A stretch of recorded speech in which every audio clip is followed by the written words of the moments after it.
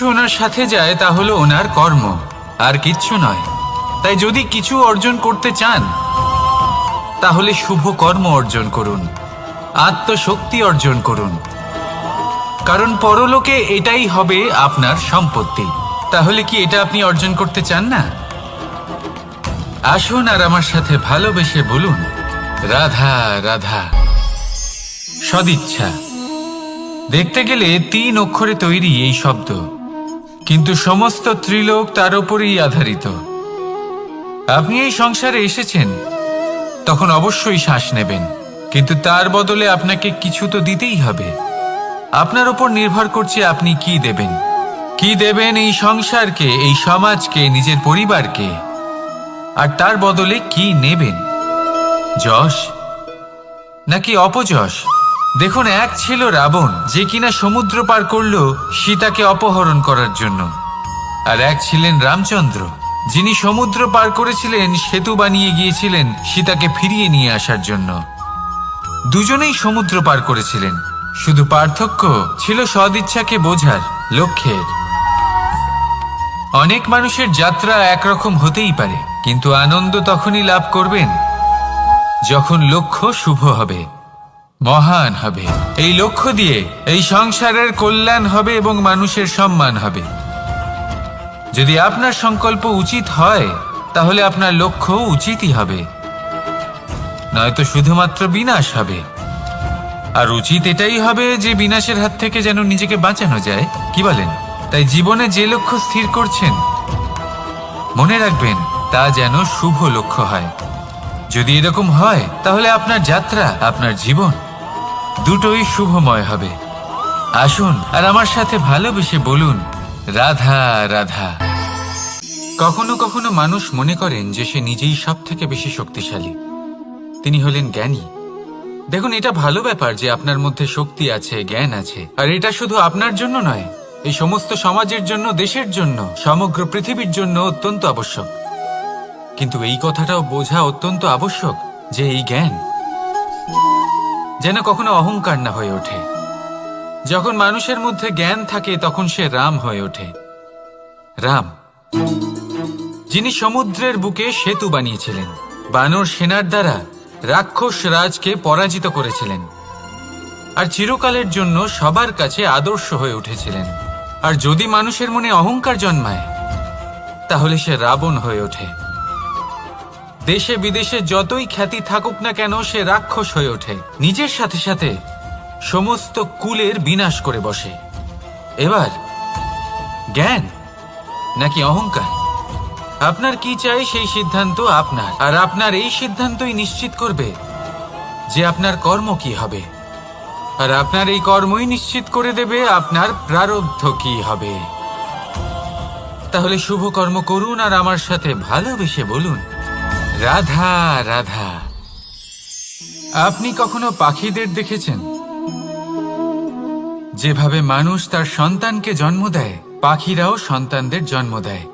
আর যেই তার সন্তান এই সংসারে প্রবেশ করে, সেই পাখি তাকে আগলে রাখে, তার যত্ন করে, ওর জন্য বাসা বানায়, ওর জন্য দূর কোথাও থেকে খাবার নিয়ে আসে, নিজের ঠোঁট দিয়ে ওর মুখে খাবার খাইয়ে দেয়, সবকিছু করে। কিন্তু একটা কাজ পাখি করে, কিন্তু মানুষ কখনোই করে না। যখন পাখি মনে করে যে তার সন্তান বড় হয়ে গেছে, ওকে এবার ওরা শিখতে হবে, নিজেকেই আত্মরক্ষা শিখতে হবে, নিজের খাবার নিজেই খুঁজে আনতে হবে, তো সেই পাখি তার সন্তানকে বাসা থেকে বের করে দেয়। তারপর সেই পাখির সন্তান নিজে উড়তে শেখে, আত্মরক্ষা করতে শেখে, এবং আস্তে আস্তে সে আত্মনির্ভর হয়ে ওঠে। কিন্তু মানুষ কি তার সন্তানের সাথে এটাই করে? কখনোই নয়। মানুষ তার সন্তানকে নিজের সাথে বেঁধে রাখে, সব সময় তার লালন পালনের, তার দেখাশোনার ব্যবস্থা করে রাখে, আর এটাই ভাবেন যে আমি হলাম ওর পালনকর্তা, ওর খেয়াল রাখা তো আমার কর্তব্য। কিন্তু না, এই কাজ করতে করতে উনি আস্তে আস্তে নিজেরই সন্তানের শত্রু হয়ে ওঠেন, তার বিকাশের শত্রু হয়ে ওঠেন। তাই যখন সন্তান বড় হবে তখন অবশ্যই ভালোবাসুন, কিন্তু পাখির মতো কঠোর হওয়াও প্রয়োজনীয়, তবেই তার বিকাশ হবে, ও ওকে নিজের কষ্ট নিজেকেই সহ্য করতে দিন, শিখতে দিন জীবনের অনুভূতি কেমন। তবেই তার বিকাশ হবে, নয়তো সেই সন্তান আজীবন আপনার জন্য বোঝা হয়ে থাকবে, আর আপনি তার বিকাশের পথে আজীবন বাধা হয়ে থাকবেন। আর আমার মনে হয় না আপনি সেটা চাইবেন, তাই তো? আসুন আমার সাথে ভালোবেসে বলুন, রাধা রাধা। রামধনু আমাদের সকলের প্রিয়। আকাশে এই 7 রং দেখে মন আনন্দে ভরে ওঠে। কিন্তু এই রামধনু প্রত্যেক দিন বা সবসময় দেখা যায় না, বর্ষার ঋতুতে দেখা যায়। যদি আপনি এই 7টি রং দেখতে চান, এর আনন্দ উপভোগ করতে চান, তাহলে বর্ষাকে সহ্য করতে হবে, সেই তীব্র বায়ু সহ্য করতে হবে যা বর্ষা ঋতুতে প্রবাহিত হয়। ঠিক সেভাবেই যদি জীবনে 7টি রঙের সুখ অনুভব করতে হয়, তাহলে সমস্যার বর্ষণও সহ্য করতেই হবে, তবেই তো সেটা লাভ করতে পারবেন। মনে রাখবেন, একটি ছোট্ট শিশু যখন তার খিদে পায়, তখন কিন্তু সে নিজে মাকে সেটা জানাতে পারে না, বলতেও পারে না। তাকেও কিন্তু সেই খিদের যন্ত্রণা সহ্য করতেই হয়। আর যখন সেই যন্ত্রণায় সে কাঁদতে থাকে, তখন মা বুঝতে পারেন যে সেই ছোট্ট শিশুটির তো খিদে পেয়েছে। তখন তার খিদে দূর হয়। বসে থেকে এই সংসারে কোনো কিছুই লাভ করতে পারবেন না। যদি সুখ ভোগ করতে হয়, তাহলে যন্ত্রণাও সহ্য করতে হবে, পরিশ্রমও করতেই হবে। তাহলে সাহসের সাথে সব যন্ত্রণার সম্মুখীন হন, শৌর্যের সাথে পরিশ্রম করুন, আর আমার সাথে ভালোবেসে বলুন, রাধা রাধা।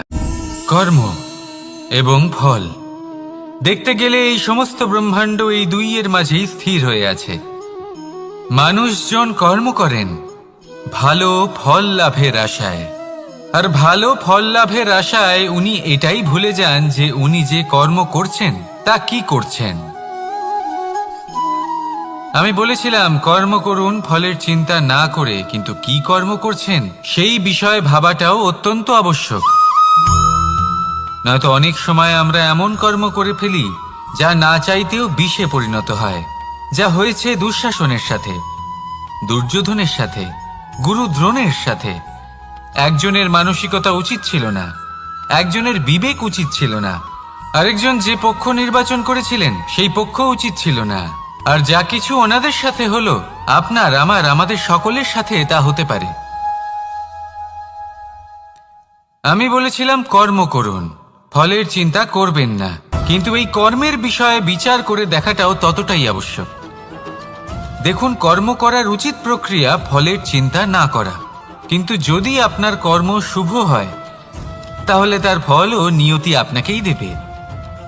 সর্বদা কর্ম করার সময় এটা ভাবুন যে আপনার এই কর্ম এই সংসারকে, এই সমাজকে, আপনার পরিবারকে, আপনার আশেপাশের মানুষজনকে কোন দিশায় নিয়ে যাবে। যদি এটা সবার জন্য মঙ্গলময় হয়, তাহলে কর্ম করতে থাকুন। আর হ্যাঁ, নিশ্চিত রূপে ফলের চিন্তা করবেন না। আসুন আমার সাথে ভালোবেসে বলুন, রাধা রাধা। পরিচয়। এই সংসারে প্রত্যেক ব্যক্তি নিজের পরিচিতি অর্জন করতে চান।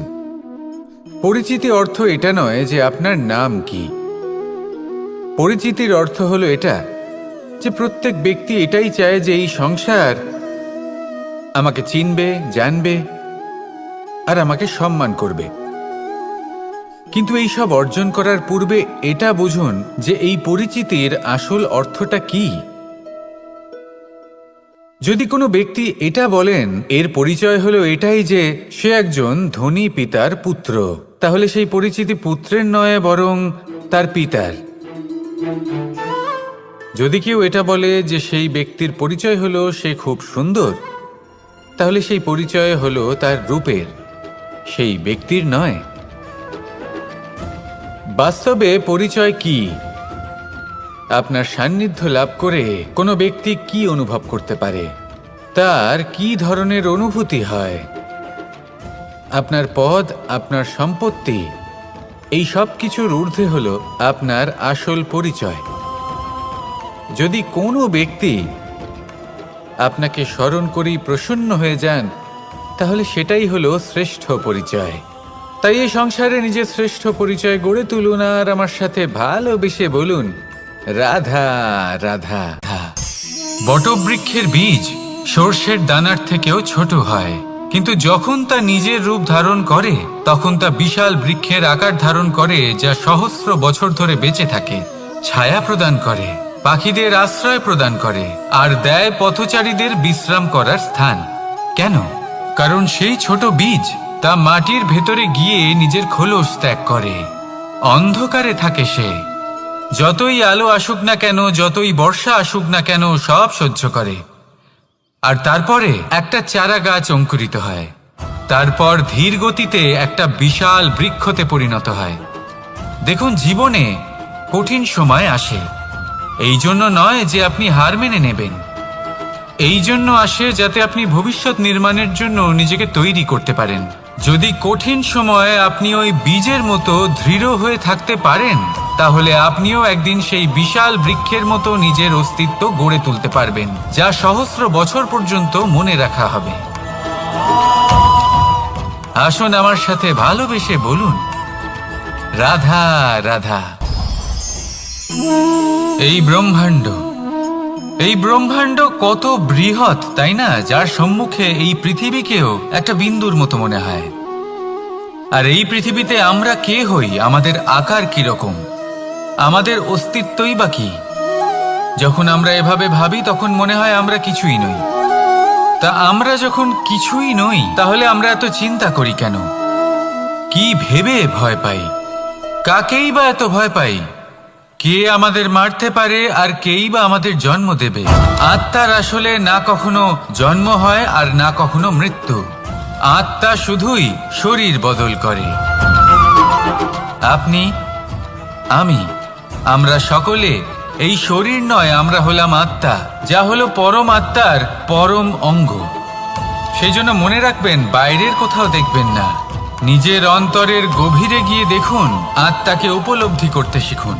ক্লেশ, ভয়, চিন্তা, এই সব কিছুর থেকে নিজেকে দূরে রাখুন, তাহলেই উপলব্ধি করতে পারবেন পরমাত্মা কে। তাহলে আসুন আমার সাথে ভালোবেসে বলুন, রাধা রাধা। পরিবর্তন এই সংসারের শাশ্বত নিয়ম। কোনো রাজা নেই যিনি চিরকাল রাজা থাকেন, কোনো ধনী ব্যক্তি নেই যিনি চিরকাল ধনী থাকবেন। এই সংসারে সূর্যের স্থান নেওয়ার জন্য চন্দ্রিমার আগমন ঘটে। কোন স্থান যাকে পতিত বলা হয়েছিল, সেখানে মহল তৈরি হয়েছে। কোন স্থান যাকে আজ মলিন বলা হয়েছে, কাল সেখানে মন্দিরও স্থাপন হতে পারে। কোনো ঋতু চিরকালের জন্য থাকে না, কখনো সময় চিরকাল একরকম থাকে না। আজ যা আপনার কাছে রয়েছে, কাল অন্য কারোর ছিল। আজ যে আপনার কাছে রয়েছে, কাল তা অন্য কারোর কাছে চলে যাবে। আপনার সাথে কিছু থাকলে তা হলো আপনার কর্ম, কিন্তু সেই কর্মের পরিণামও আপনার নয়। আপনি শুধু কর্ম করুন, বাকি সবকিছুই পরিবর্তনশীল। কিন্তু সেই পরিবর্তনকে দেখে ভয় পাওয়ার প্রয়োজন নেই, তাকে স্বাগত জানান। যদি আপনি হাসি মুখে সেই পরিবর্তনকে স্বাগত জানান, তাহলে এই পরিবর্তনও হাসি মুখে আপনার সাথে থাকবে। আসুন আমার সাথে ভালোবেসে বলুন, রাধা রাধা। সঞ্চয়। মানুষের যখন থেকে বোধবুদ্ধি হয়, সঞ্চয় করতে আরম্ভ করে দেন। সঞ্চয় করতে থাকেন ভোজনের, সঞ্চয় অর্থের, সঞ্চয় শক্তির।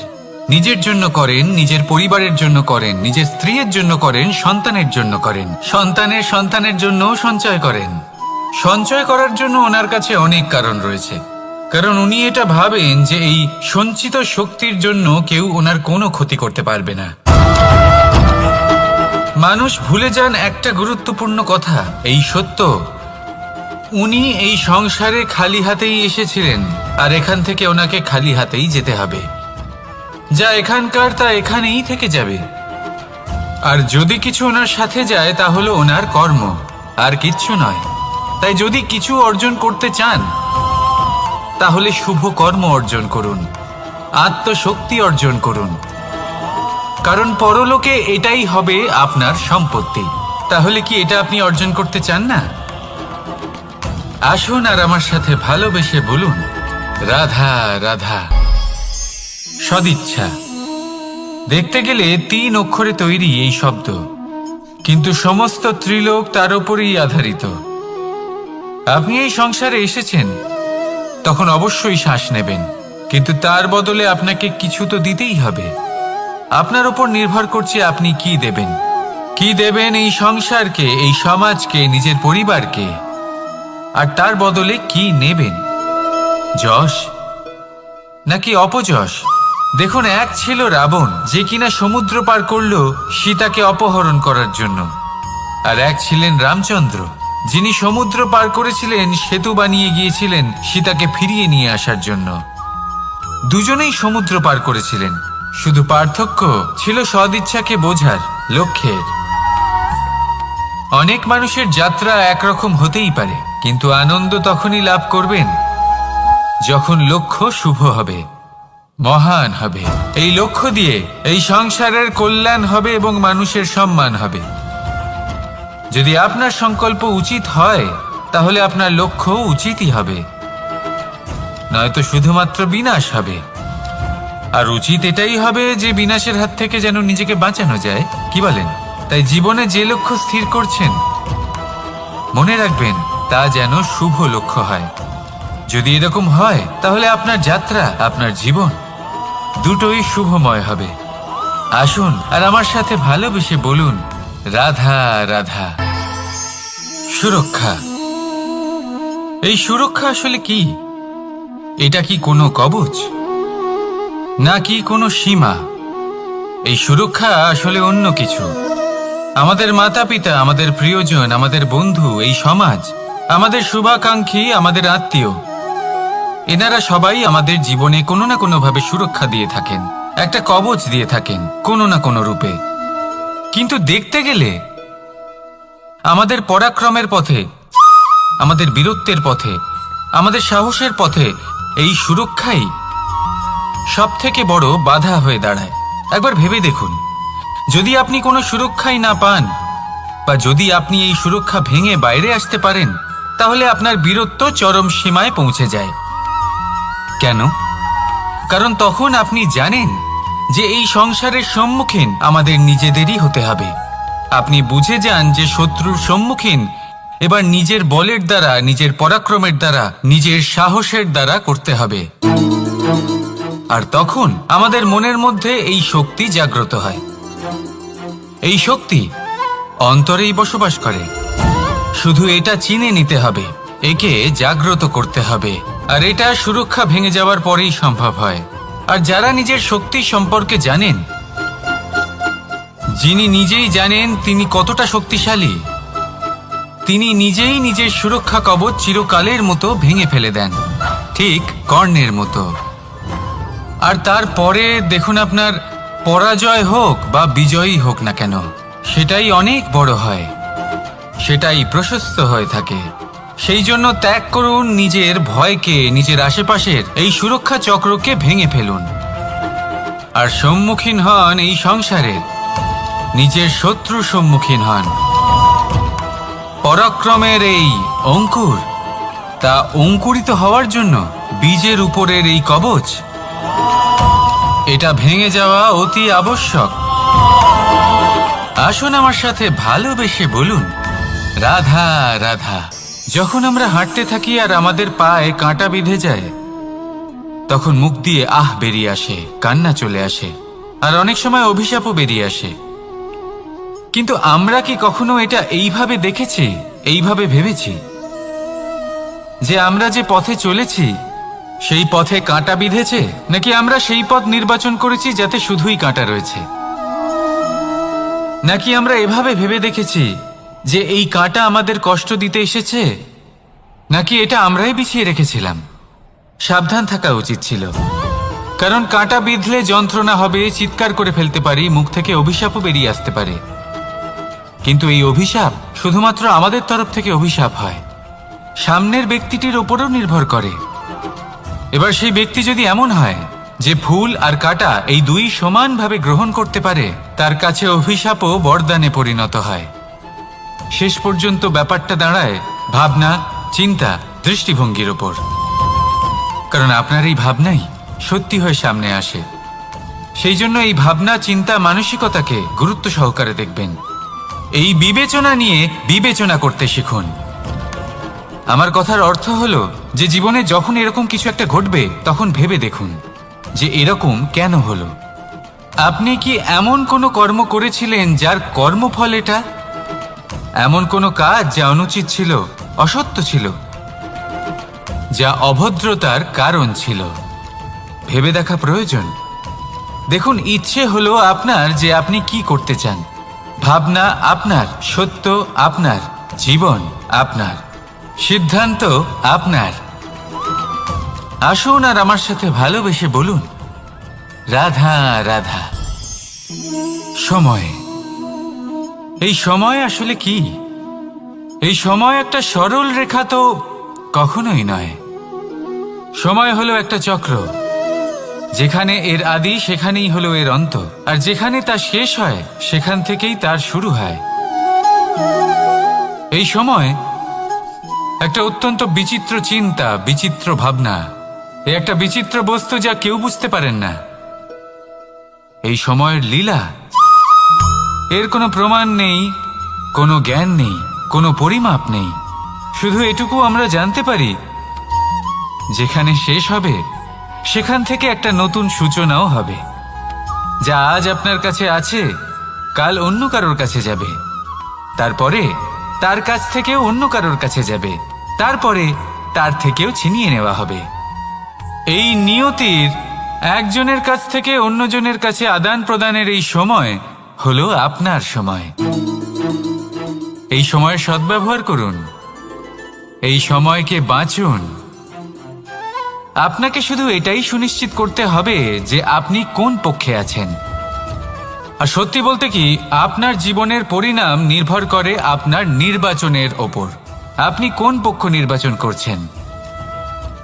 তাহলে মনে রাখবেন, জীবনে সেই পক্ষই নির্বাচন করবেন যা চয়ন করার পরে আপনি সুখ অনুভব করবেন, আপনি সন্তোষ লাভ করবেন, প্রসন্নতা লাভ করবেন। আর আমি এটাই সুনিশ্চিত করব যে এই পক্ষ যেন শান্তির পক্ষ হয়, এই পক্ষই যেন প্রেমের পক্ষ হয়। তাহলে চিন্তা করবেন না, আর আসুন আমার সাথে ভালোবেসে বলুন, রাধা রাধা। দৃষ্টি আর দৃষ্টিভঙ্গি, এই সমগ্র লীলা হলো এই দুইয়ের। বিচিত্র হতে পারে, কিন্তু এটাই সত্যি। এবার আপনাকে একটা উদাহরণ দিয়ে বোঝাই। অনেক সময় আপনি কোনো ব্যক্তিকে এটা বলতে শুনবেন যে আমি আমার নিজের উপরে গর্ব করি, আমি নিজেকে নিয়ে গর্ব করি, আমি খুব ভালোভাবে আমার মা বাবার সেবা করি, ওনাদের আমি সবসময় সুখী রাখি, ওনাদের আমি একটা বাড়ি দিয়েছি, সকল সুখ সুবিধা দিয়েছি, ওনাদের জীবনে প্রত্যেক জিনিস দিয়েছি আর দেব যা তাদের প্রয়োজন। এবার আমাকে বলুন যে আপনি কে হন। আপনি হলেন সেই বীজ যা আপনার মাতা পিতা রোপণ করেছেন। আপনার মা বাবাই আপনাকে এই সংসারে জন্ম দিয়েছেন। এবার এইসব কথার কি তাৎপর্য? এই হলো সেই ব্যক্তির দৃষ্টিভঙ্গি। এবার দেখা যাক এই প্রকৃতি আমাদের কি শেখায়। কখনো কোনো গাছকে দেখবেন, যখন সেই গাছে ফল আসে, সে মালিকে এটা বলে না যে দেখো আমি তোমাকে ফল খেতে দিচ্ছি।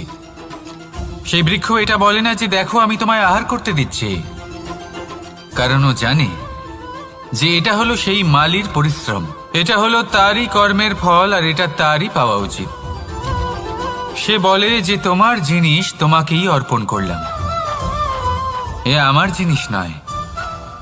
ও জানে সেই মালির গুরুত্ব আসলে কি। এটা হলো তার দৃষ্টিভঙ্গি।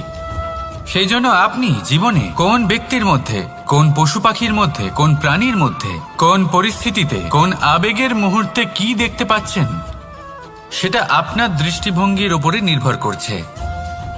তাই নিজের মনে ধন্যাত্মক ভাব জাগ্রত করুন, শুভ চিন্তা নিয়ে আসুন। এই ভাবনাই সত্য হয়ে সামনে আসবে। এই দৃষ্টিভঙ্গি এমন হয়ে যাবে যে আপনার জীবনে সবকিছুই শুভ হবে। তাহলে আসুন আর আমার সাথে ভালোবেসে বলুন, রাধা রাধা, প্রতিশোধ, অথবা কাউকে দুঃখ দেওয়ার ভাবনা। যদি এটা আপনার মনে থাকে তাহলে আপনি নিজের মনেই যন্ত্রণার একটা বিশাল বৃক্ষ রোপণ করছেন, এটা মনে রাখবেন। কারণ কাউকে দুঃখ দেবার এই ভাবনা, এটা হলো সেই বীজ যা আপনার মনেই পতিত হবে, আপনার মনেই অঙ্কুরিত হবে, আর আপনার মনেই একটা বিশাল বৃক্ষরূপে বেড়ে উঠবে। জীবন আপনার, কর্ম আপনার, কাউকে দুঃখ দেবার ভাবনা আপনার ছিল, এই বৃক্ষ হলো আপনার, তাই এর ফলও আপনিই পাবেন, যা গ্রহণও আপনাকেই করতে হবে। মনে রাখবেন, যে মানুষ এটা ভাবে যে আমি ওকে দুঃখ দেব, ওকে কষ্ট দিতে চাই আমি, সেই মানুষই দুঃখ আর কষ্ট পেয়ে থাকে। যদি সেই জায়গায় আপনি এটা ভাবেন যে আমি কাউকে সুখী করে তুলতে চাই, কাউকে সুখ প্রদান করতে চাই, তাহলে তারও বীজ আপনার মনেই রোপণ হবে, বৃক্ষে পরিণত হবে, যার ফলও আপনিই পাবেন। এখানে বিষয়টা হলো শুধু মানসিকতার চিন্তা, যা সত্য হয়ে আপনার সামনে আসে। তাহলে এই মানসিকতা শুভ করুন, সবার জন্য মঙ্গল কামনা করুন। অন্যের মনে আপনার জন্য ভালো চিন্তা থাকুক বা না থাকুক, আপনি সবার জন্য শুভ চিন্তা করে কর্ম করতে থাকুন, তাহলে আপনার সাথেও ভালোই হবে। তাহলে আসুন আর আমার সাথে ভালোবেসে বলুন, রাধা রাধা। সুখ আর অভিজ্ঞতা, এই দুই জীবনে একসাথে কখনোই আসে না। মনে রাখবেন, যেখানে সুখ থাকে সেখানে অভিজ্ঞতা থাকে না, আর যখন এই সুখ আমাদের জীবন থেকে দূরে চলে যায়, তখন আমাদের জীবনে আসে এই অভিজ্ঞতা। পরমাত্মা, প্রকৃতি, নিয়তি এই অভিজ্ঞতাকে আমাদের জীবনে পাঠান, যাতে আমরা একটা অত্যন্ত গুরুত্বপূর্ণ শিক্ষা, একটা জ্ঞান প্রাপ্ত করতে পারি। এই অভিজ্ঞতা আমাদের শেখায় যে অতীতে এমন কি হয়েছিল যা আমাদের করা উচিত হয়নি। আমাদের শেখায় ভবিষ্যতে এমন কি আছে যা আমাদের করা উচিত আর কি করা উচিত নয়। দেখতে গেলে এই অভিজ্ঞতা আমাদের সেই শিক্ষা দেয় যার জন্য আমরা সুখের দিকে উচিতভাবে অগ্রসর হতে পারি। সেই জন্য জীবনে যখনই দুঃখ আসবে, দুঃখের এই সময় আসবে, তখন হতাশ হবেন না। বোঝার চেষ্টা করুন এই পরিস্থিতি কেন এসেছে, কি শিক্ষা দিতে এসেছে। যদি আপনি সেই জ্ঞান লাভ করেন, সুখের পথে অগ্রসর হন, তাও উচিত রূপে, তাহলে এই অভিজ্ঞতার উদ্দেশ্য পূরণ হয়ে যায়। তাহলে আসুন আর আমার সাথে ভালোবেসে বলুন, রাধা রাধা। জীবনে শিখরে পৌঁছানোর জন্য মানুষের কি প্রয়োজন হয়ে থাকে? সিঁড়ির। কিন্তু তাও প্রত্যেক মানুষ, প্রত্যেক ব্যক্তি শিখরে পৌঁছতে পারেন না। এর কারণ কি? কারণ একটা হতে পারে যে মানুষ কল্পনা করতে থাকেন কিন্তু সিঁড়ি খুঁজে পান না। কিছু মানুষ খুঁজে নেন কিন্তু তা পেয়ে এতটাই প্রসন্ন হয়ে যান যে তারপর আর কোনো কর্মই করেন না। খুব সোজা ব্যাপার। অনেক মানুষ সিঁড়ি খুঁজে পান না, আর যদি পেয়েও যান তাও যতক্ষণ না তাতে চড়ছেন সেই শিখরে পৌঁছবেন কি করে? যতক্ষণ না আপনি পরিশ্রম করছেন, যতক্ষণ না সেই সিঁড়িতে আপনি চড়ছেন, যতক্ষণ না ক্লান্ত হচ্ছেন, আপনার পায়ে হাঁটুতে ব্যথা না হচ্ছে, ততক্ষণ এই শিখরে পৌঁছানোর সৌভাগ্য লাভ করতে পারবেন না। তাহলে কল্পনার সাথে কর্ম করুন, পরিকল্পনার সাথে পরিশ্রম করুন, সব কিছু পাবেন। আসুন আমার সাথে ভালোবেসে বলুন, রাধা রাধা। সমস্যা, কঠিন সময়, সংকট, বিপদ কার জীবনে নেই? প্রত্যেকের জীবনে আছে। কিন্তু আমাকে একটা কথা বলুন, যদি নৌকায় ঢেউকে ভয় পেতে শুরু করে, তাহলে সাগর পার করবে কে? কখনো কোনো ছোট্ট পিঁপড়েকে দেখেছেন যে আকারে হয়তো ছোট হতে পারে কিন্তু বড় শিক্ষা দিয়ে যায়? কিন্তু আমরা শিখি না। এবার দেখুন একটা পিঁপড়েকে যে ভোজনের খোঁজে বাইরে বের হয়, একটা ছোট্ট দানা তুলে নেয়। ছোট দানা তোলে কারণ তার থেকে বেশি সে তুলতেই পারবে না। সে দানা নিয়ে চলতে শুরু করে, কোনো দেওয়ালে উঠে পড়ে, আবার পড়েও যায়। সেই দানা দূরে কোথাও একটা পড়ে যায়, তা আবার খোঁজে, তুলে নেয়, আবার চলতে থাকে। পড়ে যায় আবার ওঠে, পড়ে যায় আবার ওঠে। সেই দানাটা রেখে দেয়, আবার বেরিয়ে পড়ে ভোজনের খোঁজে। পরিশ্রম করতে থাকে কিন্তু হার মানে না। এই শিক্ষাই তো আমাদের প্রাপ্ত করতে হবে। নিরন্তর পরিশ্রম আর নির্ভীক হয়ে কর্ম করে যেতে হবে। এটাই হলো সাফল্যের মাধ্যম। এটাই হলো জয়ের মন্ত্র, অচ্যুত অজয় অস্ত্র। তাহলে আসুন আর আমার সাথে ভালোবেসে বলুন, রাধা রাধা। আমরা সকলে চাই আমাদের জীবনে সাফল্য আসুক। আমরা চাই যে এই সংসারে আমাদের খ্যাতি ছড়িয়ে পড়ুক। আমরা চাই যেন আমরা আলোচিত হই। কিন্তু শুধু চাইলেই কি যায় আসে? যদি এই সংসারে আলোচিত হতে হয় তাহলে পরিচিত হতে হবে পরিশ্রমের দ্বারা। যতক্ষণ না আপনারা পরিশ্রমের সাথে পরিচিত হবেন, সাফল্যের সাথে পরিচিত হবেন না। সংঘর্ষ করতে হবে প্রতিদিন, প্রতি বছর। জীবনের সব পরিস্থিতিতেই হয়তো নতুন নতুন বাধা আসবে, নতুন নতুন বিঘ্ন ঘটবে। কিন্তু এটা আবশ্যক নয় যে সমস্ত বিঘ্ন বিনাশের জন্য আসবে। কিছু বিঘ্ন আপনার পথ প্রশস্ত করার জন্য আসবে, আপনার পথ পরিষ্কার করার জন্য আসবে। যদি আপনাকে উদাহরণ দিই, যখন বন্যা আসে, বাড়ি ঘর ভেসে যায়, তখন আমরা হতাশ হয়ে পড়ি, আমরা দুঃখী হয়ে পড়ি। কিন্তু সেই বন্যাই আমাদের সেই ধরিত্রীকে এত উর্বর করে তোলে যে সেই উর্বর অংশ কাজে লাগিয়ে আমরা সেরকম আরো 10টা বাড়ি বানাতে পারি। তাহলে ধন্যাত্মক থাকুন আর যে কোনো সংঘর্ষের জন্য প্রস্তুত থাকুন। জীবনে অনেক দূর যেতে পারবেন। তাহলে আসুন আমার সাথে ভালোবেসে বলুন, রাধা রাধা। জীবনে কখনো কখনো আমরা সেই পরিস্থিতিতে ফেসে যাই যখন আমাদের মনে হয় যে আমাদের নতুন কিছু একটা করতে হবে, কিন্তু আমরা করতে পারি না। কারণ কোথাও না কোথাও আমরা রীতির দ্বারা আবদ্ধ, আর আমরা সেই রীতি ভাঙতে চাই না। কেবল একটাই প্রশ্ন আসে মনে, আশেপাশের মানুষ কি বলবে, আশেপাশের মানুষ কি ভাববে। আপনাকে একটা প্রশ্ন করি, কারা এই মানুষজন? আপনার জন্মের সময় এই মানুষজন কোথায় ছিলেন? যখন আপনি কোনো সমস্যায় পড়েন তখন এই মানুষজন কোথায় থাকেন?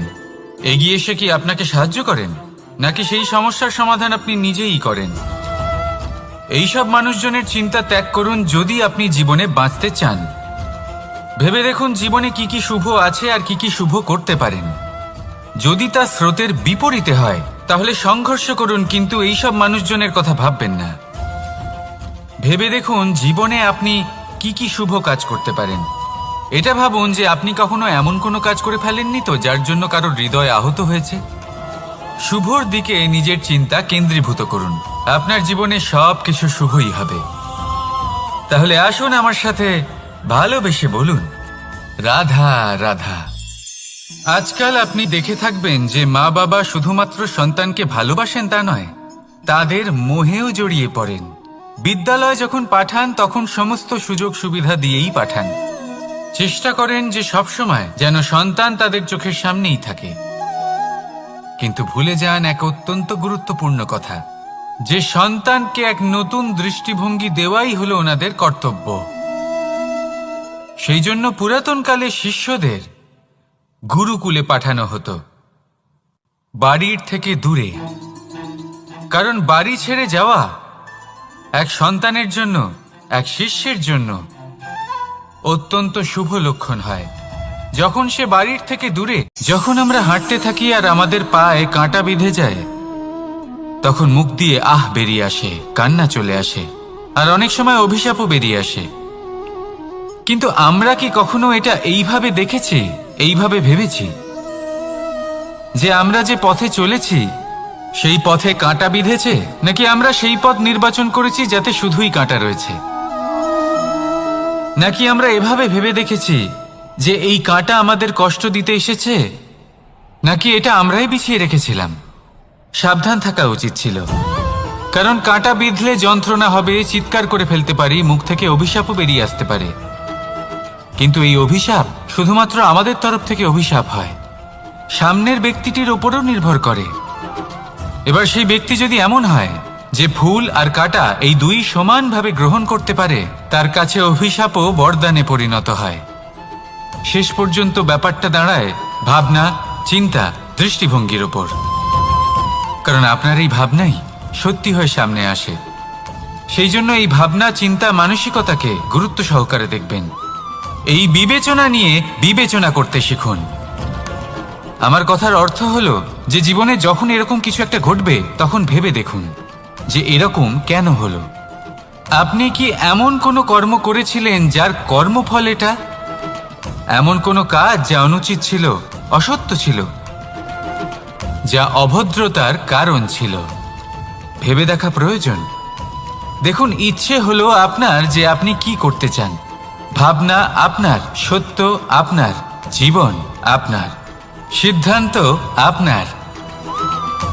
আসুন আর আমার সাথে ভালোবেসে বলুন, রাধা রাধা। সময়, এই সময় আসলে কি? এই সময় একটা সরল রেখা তো কখনোই নয়। সময় হলো একটা চক্র, যেখানে এর আদি সেখানেই হলো এর অন্ত, আর যেখানে তা শেষ হয় সেখান থেকেই তার শুরু হয়। এই সময় একটা অত্যন্ত বিচিত্র চিন্তা, বিচিত্র ভাবনা, এ একটা বিচিত্র বস্তু যা কেউ বুঝতে পারেন না।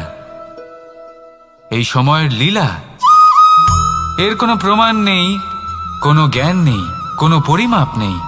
শুধু এটুকু আমরা জানতে পারি, যেখানে শেষ হবে সেখান থেকে একটা নতুন সূচনাও হবে।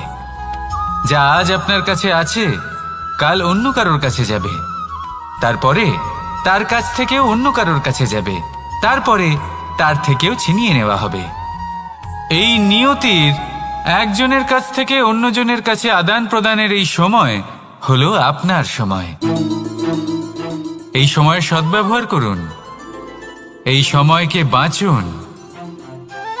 আপনাকে শুধু এটাই সুনিশ্চিত করতে হবে যে আপনি কোন পক্ষে আছেন। আর সত্যি বলতে কি, আপনার জীবনের পরিণাম নির্ভর করে আপনার নির্বাচনের ওপর। আপনি কোন পক্ষ নির্বাচন করছেন। তাহলে মনে রাখবেন, জীবনে সেই পক্ষই নির্বাচন করবেন যা চয়ন করার পরে আপনি সুখ অনুভব করবেন, আপনি সন্তোষ লাভ করবেন, প্রসন্নতা লাভ করবেন। আর আমি এটাই সুনিশ্চিত করব যে এই পক্ষ যেন শান্তির পক্ষ হয়, এই পক্ষই যেন প্রেমের পক্ষ হয়। তাহলে চিন্তা করবেন না, আর আসুন আমার সাথে ভালোবেসে বলুন, রাধা রাধা। দৃষ্টি আর দৃষ্টিভঙ্গি, এই সমগ্র লীলা হলো এই দুইয়ের। বিচিত্র হতে পারে, কিন্তু এটাই সত্যি। এবার আপনাকে একটা উদাহরণ দিয়ে বোঝাই। অনেক সময় আপনি কোনো ব্যক্তিকে এটা বলতে শুনবেন যে আমি আমার নিজের উপরে গর্ব করি, আমি নিজেকে নিয়ে গর্ব করি, আমি খুব ভালোভাবে আমার মা বাবার সেবা করি, ওনাদের আমি সবসময় সুখী রাখি, ওনাদের আমি একটা বাড়ি দিয়েছি, সকল সুখ সুবিধা দিয়েছি, ওনাদের জীবনে প্রত্যেক জিনিস দিয়েছি আর দেব যা তাদের প্রয়োজন। এবার আমাকে বলুন যে আপনি কে হন। আপনি হলেন সেই বীজ যা আপনার মাতা পিতা রোপণ করেছেন। আপনার মা বাবাই আপনাকে এই সংসারে জন্ম দিয়েছেন। এবার এইসব কথার কি তাৎপর্য? এই হলো সেই ব্যক্তির দৃষ্টিভঙ্গি। এবার দেখা যাক এই প্রকৃতি আমাদের কি শেখায়। কখনো কোনো গাছকে দেখবেন, যখন সেই গাছে ফল আসে, সে মালিকে এটা বলে না যে দেখো আমি তোমাকে ফল খেতে দিচ্ছি। সেই বৃক্ষ এটা বলে না যে দেখো আমি তোমায় আহার করতে দিচ্ছি, কারণ ও জানে যে এটা হলো সেই মালির পরিশ্রম, এটা হলো তারই কর্মের ফল, আর এটা তারই পাওয়া উচিত। সে বলে যে তোমার জিনিস তোমাকেই অর্পণ করলাম, এ আমার জিনিস নয়। ও জানে সেই মালির গুরুত্ব আসলে কি। এটা হলো তার দৃষ্টিভঙ্গি। সেই জন্য আপনি জীবনে কোন ব্যক্তির মধ্যে, কোন পশু পাখির মধ্যে, কোন প্রাণীর মধ্যে, কোন পরিস্থিতিতে, কোন আবেগের মুহূর্তে কি দেখতে পাচ্ছেন, সেটা আপনার দৃষ্টিভঙ্গির উপরে নির্ভর করছে। তাই নিজের মনে ধন্যাত্মক ভাব জাগ্রত করুন, শুভ চিন্তা নিয়ে আসুন। এই ভাবনাই সত্য হয়ে সামনে আসবে। এই দৃষ্টিভঙ্গি এমন হয়ে যাবে যে আপনার জীবনে সবকিছুই শুভ হবে। তাহলে আসুন আর আমার সাথে ভালোবেসে বলুন, রাধা রাধা। প্রতিশোধ অথবা কাউকে দুঃখ দেওয়ার ভাবনা, যদি এটা আপনার মনে থাকে তাহলে আপনি নিজের মনেই যন্ত্রণার একটা বিশাল বৃক্ষ রোপণ করছেন, এটা মনে রাখবেন। কারণ কাউকে দুঃখ দেবার এই ভাবনা, এটা হলো সেই বীজ যা আপনার মনেই পতিত হবে, আপনার মনেই অঙ্কুরিত হবে, আর আপনার মনেই একটা বিশাল বৃক্ষরূপে বেড়ে উঠবে।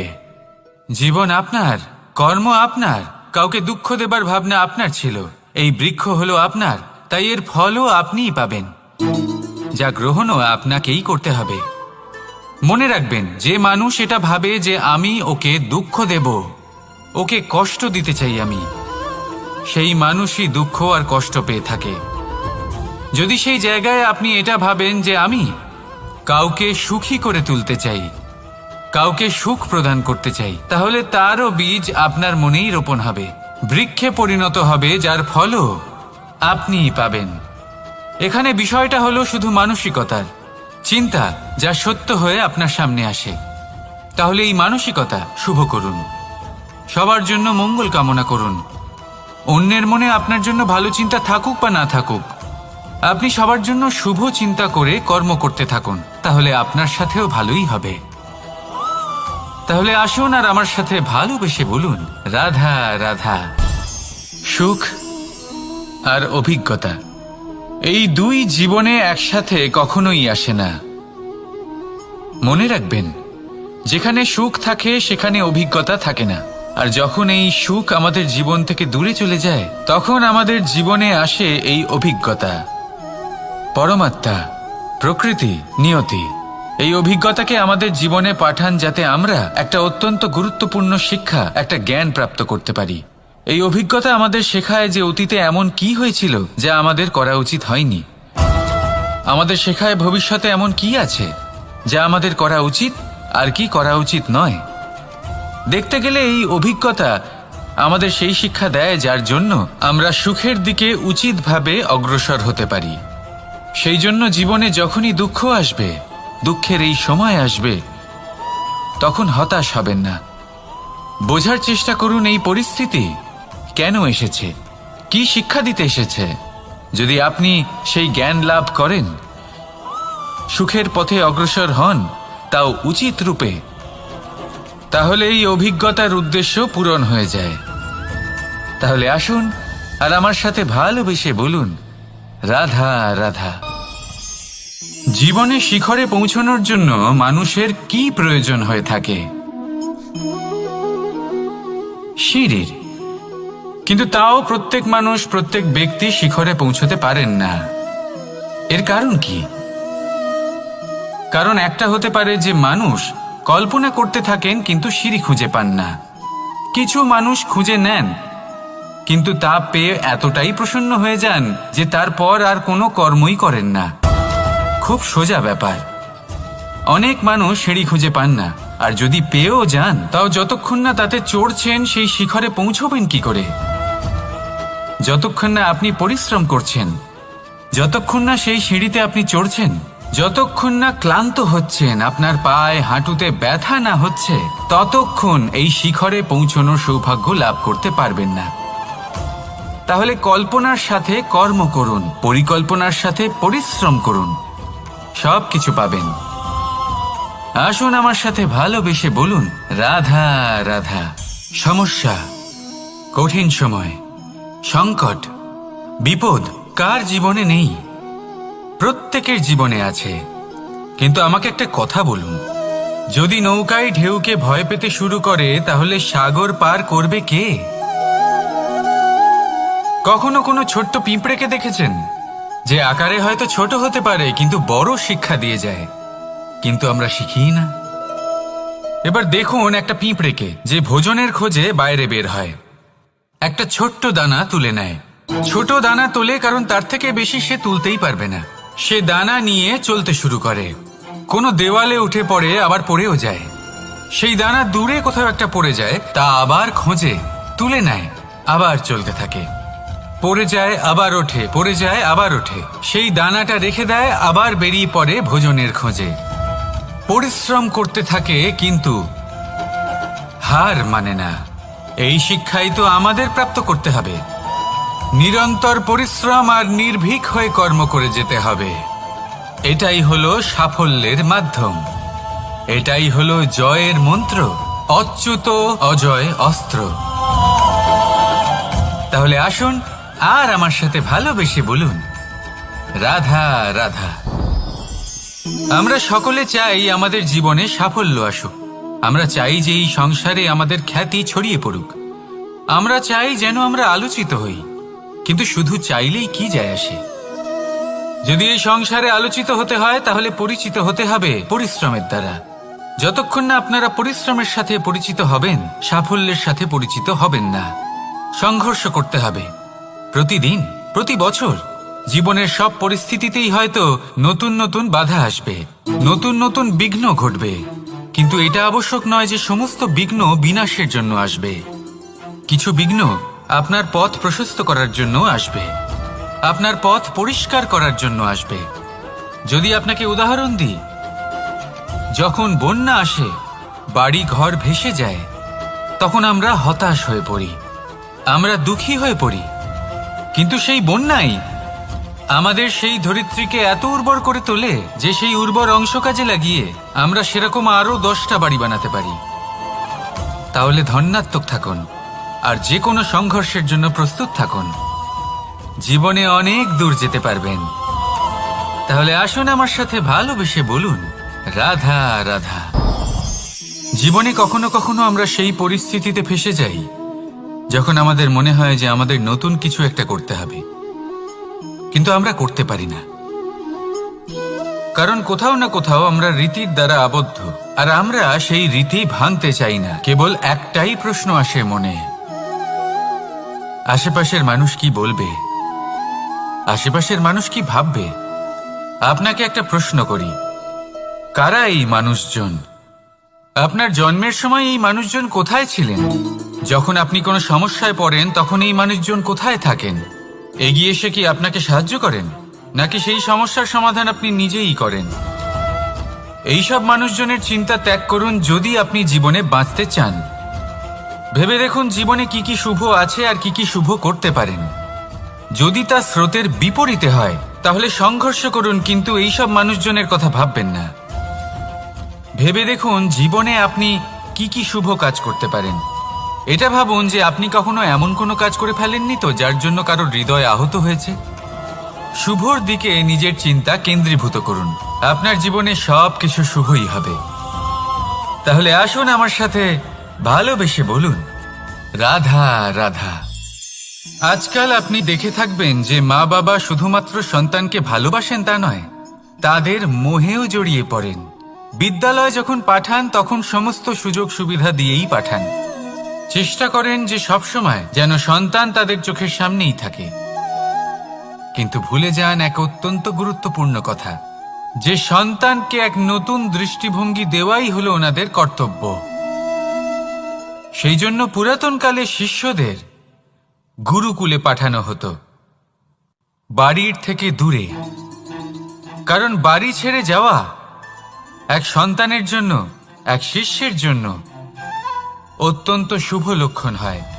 যখন সে বাড়ির থেকে দূরে, গৃহস্থের থেকে দূরে থাকবে, তখন এই সংসারকে সে এক নতুন দৃষ্টিভঙ্গি দিয়ে দেখবে, পরখ করবে, বুঝতে পারবে, আর সবকিছু নিজে থেকেই শিখে যাবে কখন আক্রমণ করতে হয়, কখন পিছু হটতে হয়, কিভাবে এই সংসারের সম্মুখীন হতে হয়। আর এটা আপনার দৃষ্টি ওকে শেখাতে পারবে না, ওর অভিজ্ঞতা ওকে শেখাতে পারবে।